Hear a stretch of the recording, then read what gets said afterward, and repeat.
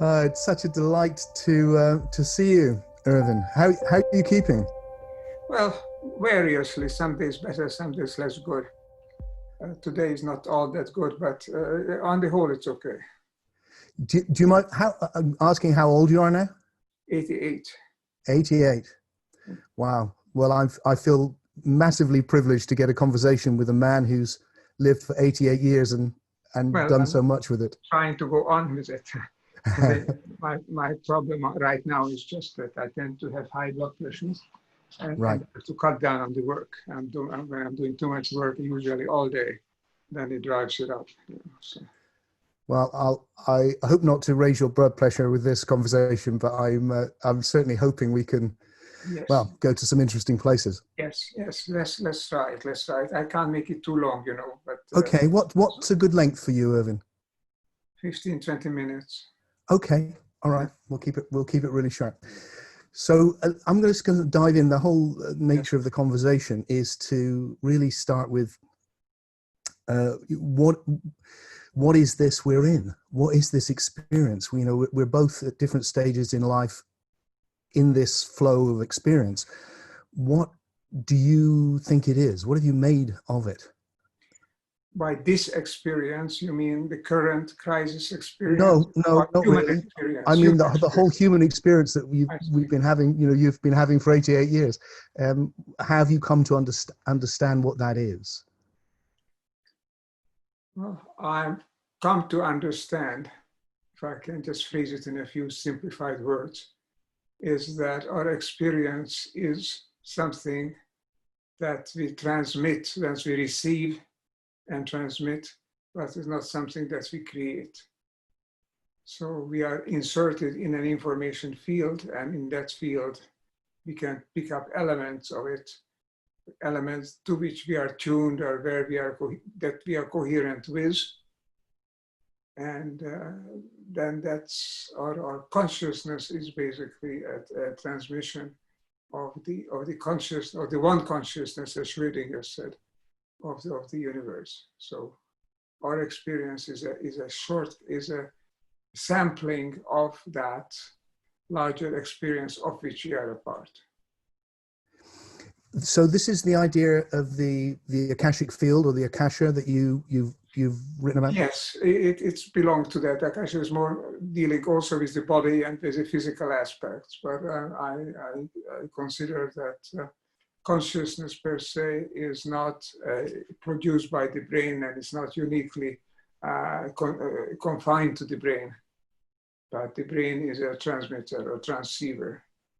Therefore, the experience that we have is the evidence, is the element or the consequence of our complex organism, including the brain and nervous system, picking up signals that are given in the world.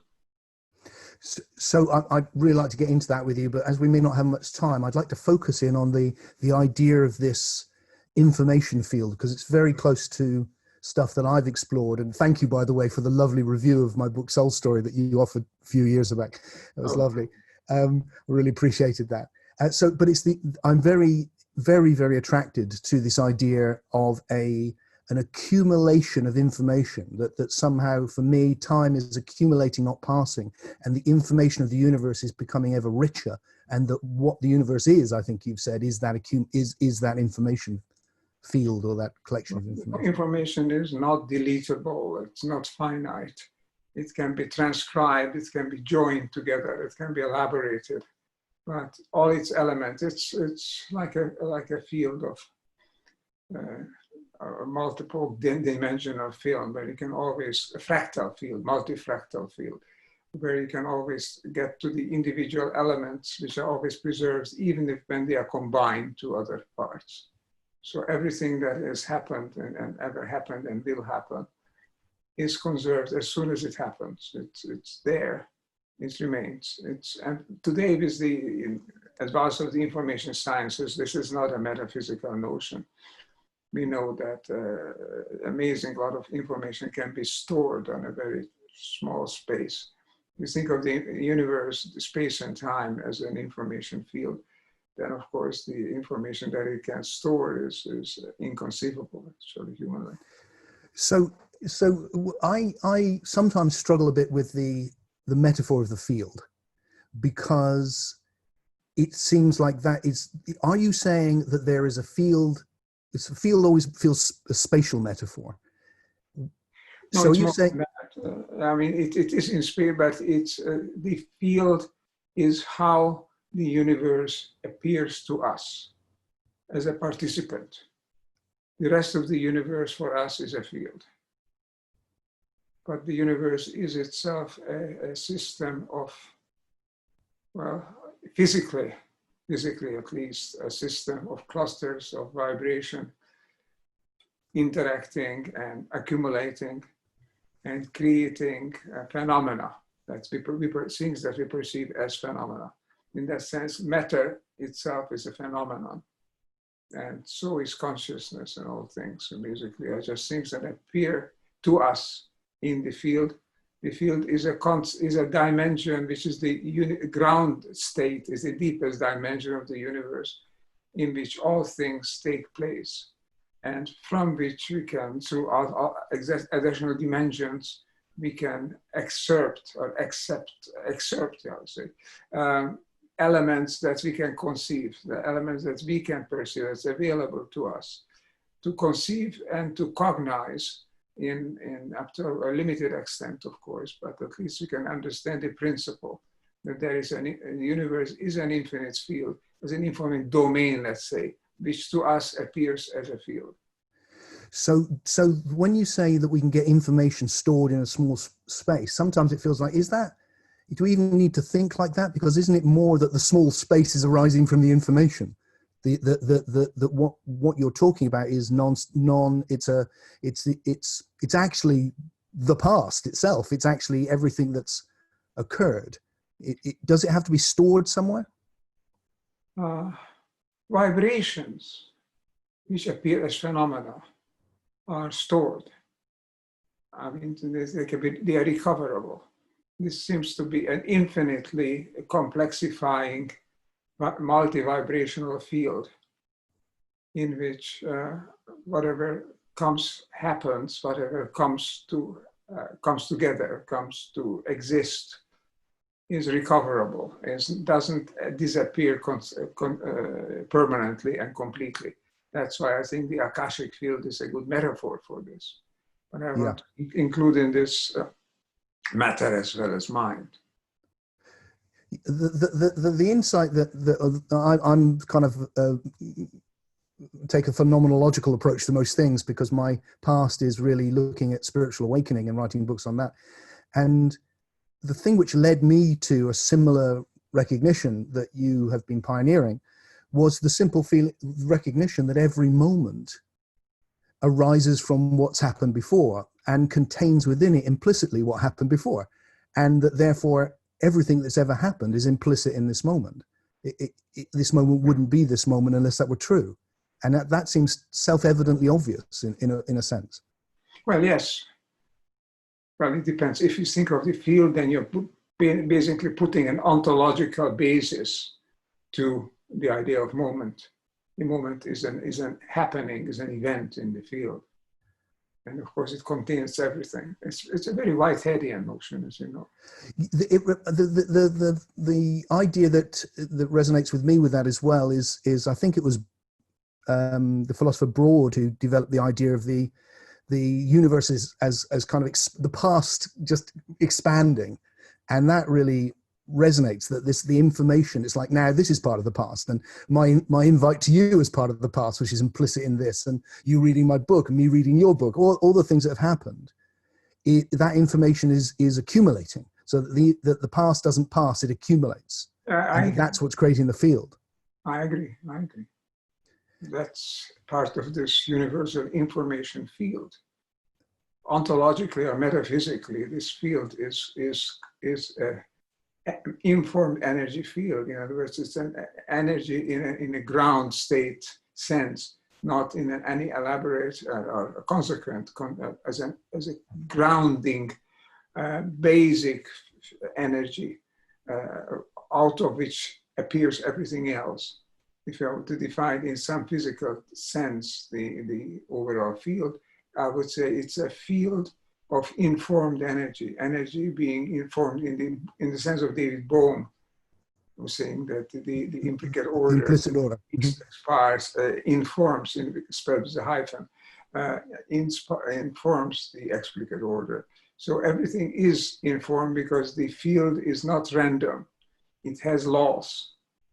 It has regularities and structures, which is are those emergent law? Is it like do you feel like Lee Smolin and Rupert Sheldrake and all that? Are those habits? Are they the algorithms which form in the information which govern what happens? No, I don't resonate with that idea. Ah, I think the laws, the basic laws, which are very simple and universal and cosmic, those are given. These were given where this universe, this space-time domain where evolution takes place, was born most likely in the aftermath of the Big Bang. But then these laws were given at the very beginning. It's the way the quarks and the quantum started to structure, relate to each other. So what's the ontological basis for you of the laws? What do you see? Where do they come from, or what are they? What are they? Is given is given in this universe. The universe for me is a part of the cosmos. Cosmos is a larger entity. Uh-huh. Everything that there is. And the universe is a spatial temporal domain. Mm-hmm. Starts at a given time, extends to a given point, it expands at the present time, has been expanded, and it will end at a given time. And this is as far as cosmological physics can tell us. But the laws that regulate the happenings, the evolution of this domain, are something that's intrinsic to the domain, that are given, and they are given in the universe, or if you like, in a Bohmian sense, then they're given in the implicate order. And where are they given? But when you say they're given by what, or how are they given? How can they be given? Well, that's probably the deepest question we can ask. It is because the universe is not random. It evolves in a coherent way. Mm-hmm. It has a directionality. It evolves toward something. It has a tropism, which I call it the holotropism, toward integration, toward consolidation of elements. And that is a process which is given. How is it given? Why is the implicate order itself a cosmic consciousness beyond the universe? That is a possibility. All we can say is that there is an intelligence in the universe, and I'm quoting here Einstein as well as Max Planck and Schrödinger and Jung and a lot of other people. There is an intelligence in the universe, otherwise it would be random. And the randomness could not have produced the universe that we observe and that we live in. So there is something more to it than just chance encounters between vibrational elements in fields. So let me try an idea on you, which is central to what I'm attempting to work on in my little area. And that's the possibility that this narrative that we have, this idea of an evolving universe, that everything is evolved, could help us understand a fundamental metaphysics, to go, look, could we see that everything that has form, all information, has evolved? And if we do that, is it possible then to go, oh, look, this may not be the first universe, so it may not be that it all evolved now or in this universe, but that we can see the whole of everything that has form, everything which is informed, as an evolutionary process. Yes, but then going beyond the birth of this universe is not something that we can support on an experiential basis. Very true. So extrapolation, So if I jump now, I'm aware of your energy and your time, so I just want to, because there's so much I'd like to inquire about with there, but just jumping to the other end, as somebody who has been exploring the nature of reality in a deep way for such a long time. What's your take on death? What's your take on life and the way that reflects on the purpose? And what do you make of that? Well, I have tried to outline that in several books, most particularly in the intelligence of the universe.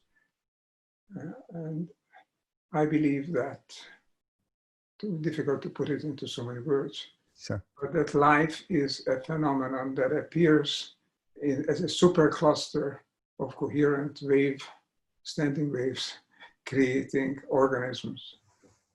And these organisms maintain themselves for a given time.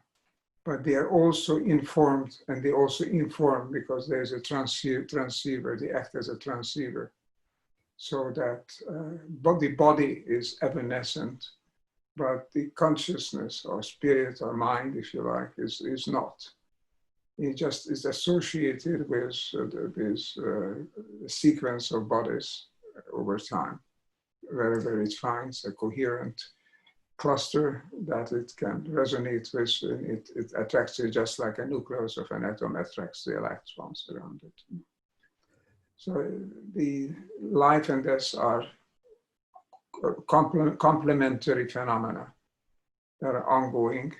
Life is a period, death is a period, but the continuity is experience of some form, incarnate and disincarnate experience alternately.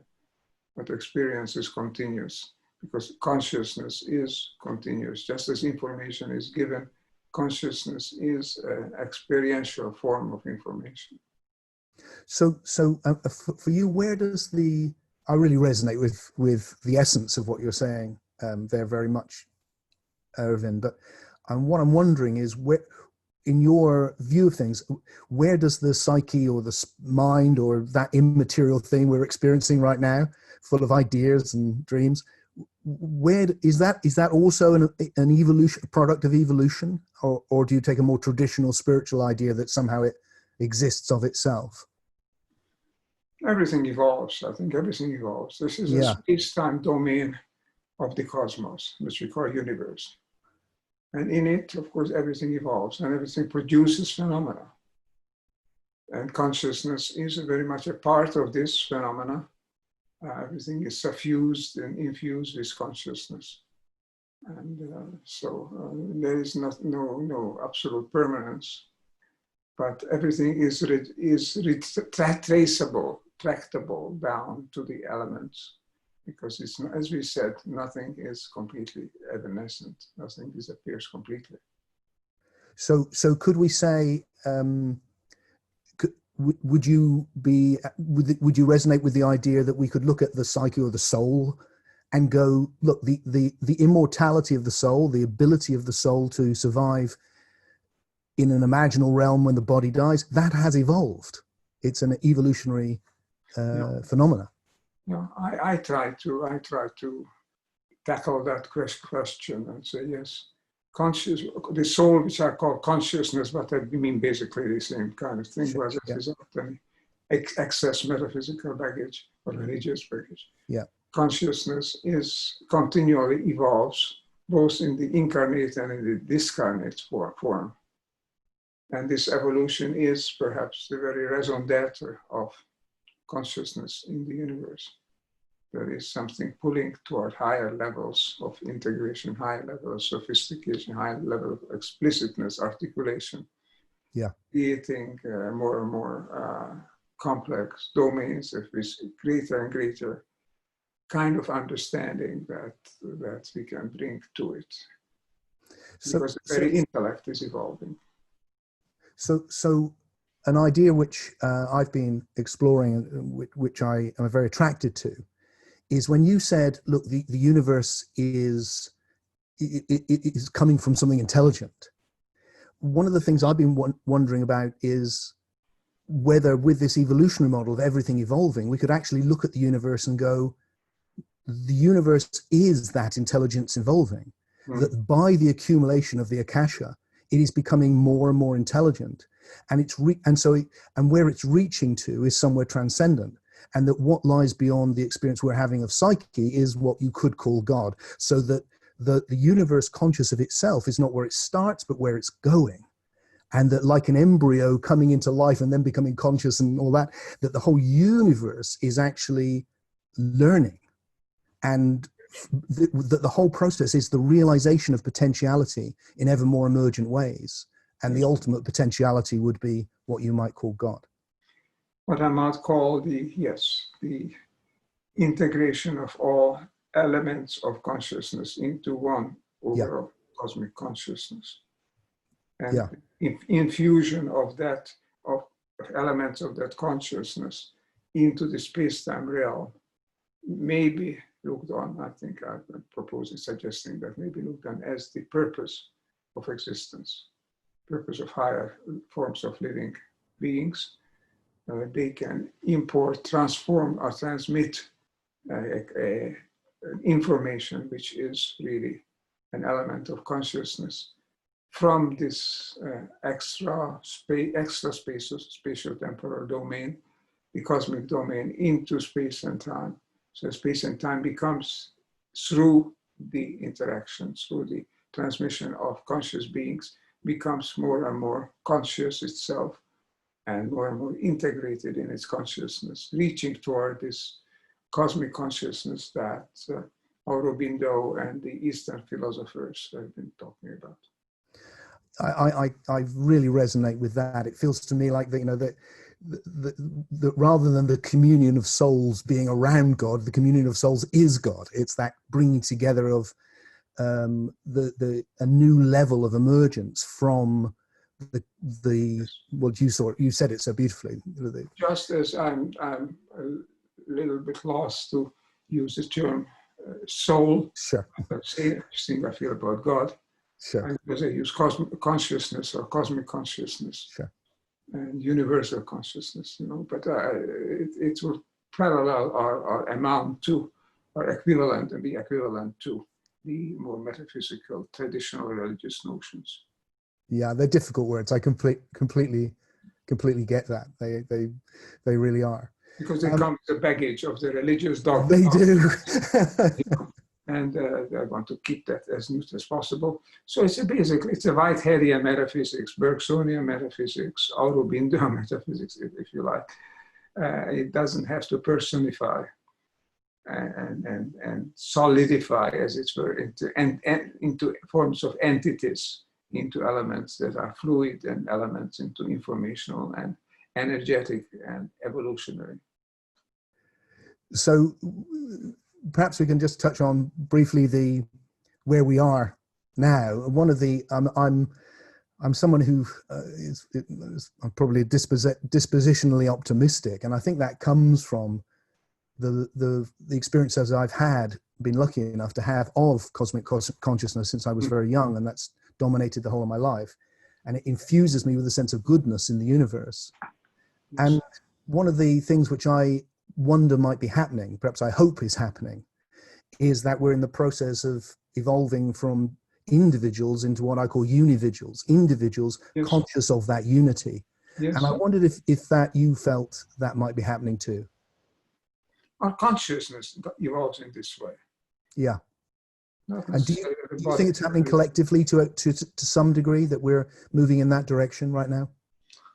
Well, we're moving permanently in that direction. I mean, there are fluctuations, and fallbacks, and we might become extinct through our own fault, probably. Yeah, and that wouldn't stop the process, but it will be a fluctuation in the process. It might put it back a while, though. Yes, because it will take, at least on this planet and in this solar system, it will take a long time before another species will have that level of experience where you can begin to interact and get unified and become one with a higher consciousness. So do you feel that you're, at the end of your life, the world is in better shape than what you found it in when you came in? A little bit more open to ideas, a little bit more articulate in its openness. Pure intuition has been deep intuition around for thousands of years. but this world is now becoming able to recognize in a more scientific, quote unquote, scientific way, what intuition has been telling us for so long. And that gives us validity, credibility, and therefore it furthers the process of the evolution process of toward higher consciousness, toward higher integration of consciousnesses towards a unified field of consciousness. Well, look, we've been talking for almost half an hour, I think. And yes, can I have to go into town anyway. Yeah, I understand completely. Do you have a moment for me to ask you one more thing very quickly? Very quickly, if you just want to think. Well, I just wondered on a very personal question. Of all the things you've done so much with your life, Ervin, is there what do you feel is the most important contribution that you've been able to make that you feel is most important? Well, raise the possibility that we are really not separate. We are part of a whole, and we are evolving with the whole, and perhaps we are a critical element of the evolution of this whole in this part of the universe. This integration, what you call Unividuality. Yes, becoming that, raising questions and pointing to answers intuitively. What I'm saying is based on intuition that this feels right, And then I'm trying to spell it out in terms of where it becomes credible to others. Fantastic. Thank you, sir, so much for making time to speak to me. I really appreciate it. Go well, and I'm very grateful.